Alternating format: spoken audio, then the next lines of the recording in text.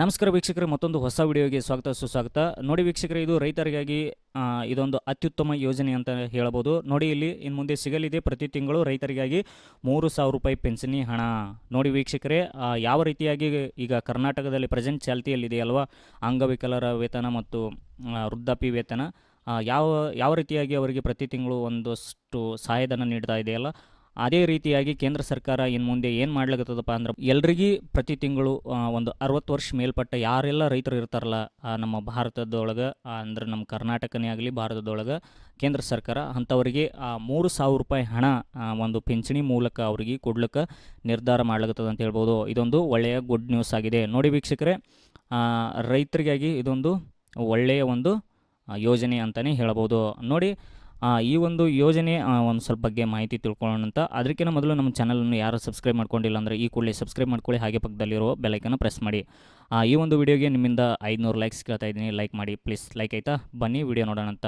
ನೋಡಿ ವೀಕ್ಷಕರೇ, ಸದ್ಯ UP ಸರ್ಕಾರ ರೈತರಿಗೆ ಯಾವುದೇ ಹೂಡಿಕೆ ಇಲ್ಲದೆ ವೃದ್ಧಾಪ್ಯ ಪಿಂಚಣಿ ನೀಡಲು ಮುಂದಾಗಿದೆ ಅಂತಲೇ ಹೇಳಬಹುದು. ನೋಡಿ ವೀಕ್ಷಕರೇ, ಇಲ್ಲಿ ದೇಶದ ರೈತರ ಏಳಿಗೆ ಮತ್ತು ಅವರ ಅಭಿವೃದ್ಧಿಯನ್ನು ಸರ್ಕಾರದ ಪ್ರಮುಖ ಗುರಿಯಾಗಿರುತ್ತದೆ ಆಗಿದೆ ಅಂತಲೇ ಹೇಳ್ಬೋದು. ಯಾಕಂದರೆ ಈ ಒಂದು ರೈತನ ಅಭಿವೃದ್ಧಿಯಲ್ಲಿ ದೇಶದ ಬೆಳವಣಿಗೆಯೂ ಕೂಡ ಒಂದು ದೊಡ್ಡ ಪ್ರಮುಖವಾದ ಪಾತ್ರ ಇದೆ ಅಂತ ಹೇಳ್ಬೋದು. ಯಾಕಂದ್ರೆ ದೇಶ ಬೆಳವಣಿಗೆ ಆಗಬೇಕಂದ್ರೆ ರೈತನ ಒಂದು ಪಾತ್ರವು ಕೂಡ ದೊಡ್ಡದಾಗಿದೆ ಅಂತಲೇ ಹೇಳ್ಬೋದು. ಅದಕ್ಕಾಗಿ ಈ ಒಂದು ರೈತರ ಏಳಿಗೆ ಮತ್ತು ಅವರ ಒಂದು ಅಭಿವೃದ್ಧಿಗೆ ಸರ್ಕಾರ ಪ್ರಮುಖ ಗುರಿಗಳನ್ನು ಜಾರಿಗೆ ತರ್ತಾನೆ ಇರುತ್ತದೆ. ಅದರಲ್ಲಿಯೂ ಕೂಡ ಇದು ಒಂದು ಜಾರಿಗೆ ತರಲಾಗುತ್ತಾರೆ ಅಂತ ಹೇಳ್ಬೋದು. ಹಾಗಾಗಿ ರೈತರು ತಮ್ಮ ನಿವೃತ್ತಿಯ ನಂತರ ಜೀವನವನ್ನು ಕೂಡ ಒಂದು ಸ್ವಲ್ಪ ಸುಖವಾಗಿ ಅವರು ಕಳಿಬೇಕಂದ್ರೆ ಸುಖವಾಗಿ ಇರಬೇಕಂದ್ರೆ ಸರ್ಕಾರ ಬೇರೆ ಬೇರೆ ಆರ್ಥಿಕ ಯೋಜನೆಗಳು ಅವರಿಗಾಗಿ ಜಾರಿಗೆ ತರಲಾಗುತ್ತದೆ. ಅದರೊಳಗೆ ಈ ಒಂದು ಯೋಜನೆ ಕೂಡ ಜಾರಿಗೆ ತರಲಾಗತ್ತಾರಂತ ಹೇಳ್ಬೋದು. ನೋಡಿ ವೀಕ್ಷಕರೇ, ನಮಗೆಲ್ಲರಿಗೂ ಗೊತ್ತಿದೆ ಏನಪ್ಪ ಅಂದ್ರೆ 60 ವರ್ಷ ಮೇಲ್ಪಟ್ಟವರಿಗೆ ಸರ್ಕಾರಿ ನೌಕರರಿಗೆ ಸುಲಭವಾಗಿ ಪಿಂಚಣಿ ಹಣ ಸಿಗುತ್ತದೆ. ಅದೇ ರೀತಿ ಬೇರೆ ಬೇರೆ ಕೆಲವು ಖಾಸಗಿ ಕಂಪನಿಗಳಲ್ಲಿ ಕೂಡ ಕೆಲಸ ಮಾಡುವವರಿಗೆ ಪಿಂಚಣಿ ಹಣದ ವ್ಯವಸ್ಥೆಯು ಕೂಡ ಹೊಂದಿರುತ್ತಾರೆ. ಆದರೆ ಜೀವನವಿಡೀ ತಮ್ಮ ಜಮೀನಿನಲ್ಲಿ ದುಡಿಯುವ ರೈತರಿಗೆ ಪಿಂಚಣಿ ಭಾಗ್ಯ ಇರುವುದಿಲ್ಲ. ನೋಡ್ರಿ, ತಮ್ಮ ಜೀವನವಿಡೀ ತಮ್ಮ ಒಂದು ಜಮೀನಿನಲ್ಲಿ ದುಡಿಯೋರಿಗೆ ಈ ಒಂದು ಪಿಂಚಣಿ ಭಾಗ್ಯ ಇರುವುದಿಲ್ಲ ಅಂತ ಕೇಳ್ಬೋದು, ಅಥವಾ ಪಿಂಚಣಿ ಪಡೆದುಕೊಳ್ಳೋಕ್ಕೆ ಸಾಧ್ಯ ಇಲ್ಲ ಅಂತ ಹೇಳಿ ಕೇಳ್ಬೋದು. ನೋಡ್ರಿ, ರೈತರಿಗೆ ಪಿಂಚಣಿ ಬೇಕಪ್ಪ ಅಂದ್ರೆ ಯಾವುದಾದ್ರೂ ಬ್ಯಾಂಕ್ ಅಥವಾ ಉಳಿತಾಯ ಯೋಜನೆಯಲ್ಲಿ ಹೂಡಿಕೆ ಮಾಡಬೇಕಾಗುತ್ತದೆ. ಇದನ್ನು ಗಮನಿಸಿ ಸರ್ಕಾರ ಏನು ಮಾಡ್ಯದಪ್ಪ ಅಂದ್ರೆ ರೈತರಿಗೆ 60 ವರ್ಷದ ನಂತರ 3,000 ರೂಪಾಯಿಗಳನ್ನು ಪಿಂಚಣಿಯಾಗಿ ನೀಡಲು ನಿರ್ಧಾರ ಮಾಡ್ಯದ ಸರ್ಕಾರ. ನೋಡ್ರಿ, ರಾಜ್ಯ ಕೃಷಿ ಅಭಿವೃದ್ಧಿ ಯೋಜನೆಯಲ್ಲಿ 200 ಕೋಟಿ ರೂಪಾಯಿಗಳನ್ನು ಮೀಸಲಾಗಿ ಈ ಒಂದು ರೈತರ ಪಿಂಚಣಿ ಹಣಕ್ಕಾಗಿ 200 ಕೋಟಿ ರೂಪಾಯಿ ಮೀಸಲಿಟ್ಟರಂತ ಇಲ್ಲಿ ನಾವು ನೋಡ್ಬೋದಾಗ್ಯದ.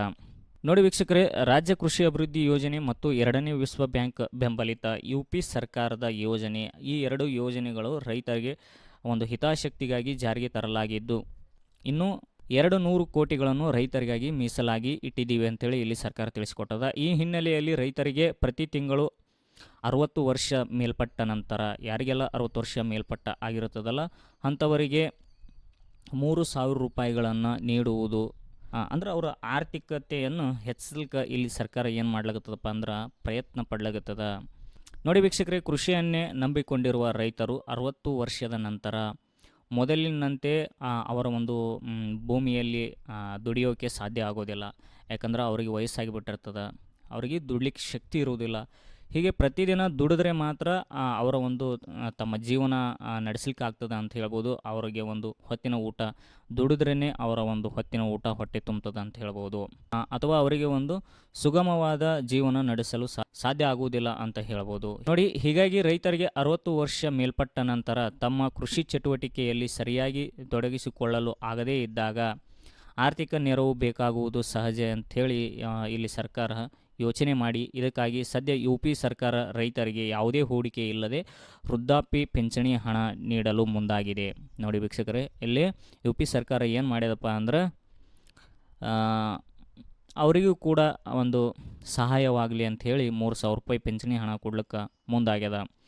ಸದ್ಯ ಉತ್ತರ ಪ್ರದೇಶ ಸರ್ಕಾರ ರೈತರಿಗಾಗಿ ಘೋಷಣೆ ಮಾಡಿರುವ ಯೋಜನೆ ಕರ್ನಾಟಕ ರಾಜ್ಯ ಸರ್ಕಾರದಲ್ಲಿಯೂ ಬಂದರೆ ಇಲ್ಲಿನ ರೈತರಿಗೂ ಕೂಡ ಆರ್ಥಿಕ ನೆರವು ಸಿಕ್ಕಂತಾಗುತ್ತದೆ ಅಂತಲೇ ಹೇಳಬಹುದು.